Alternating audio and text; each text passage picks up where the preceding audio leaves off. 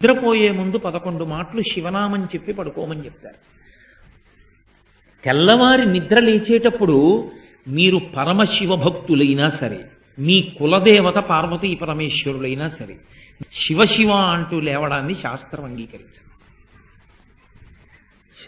శాస్త్రమే. శివుడు కేశవుడు రెండని నేను అంటలేదు, కానీ దేని స్థితి దాందే అంతే. నిద్ర లేచినప్పుడు మొట్టమొదట నోటి వెంట పైకి రావలసినటువంటి మాట ఏదో శాస్త్రమే నిర్ణయం చేసింది. ఇంకా వేరొక మాట ఏదీ నోటి వెంట రాకూడదు. మొట్టమొదట తెలివి రాగానే రావలసిన మాట ఒక్కటే, అది 3 మార్లు పలికి లేవాలి మనసం మించింది.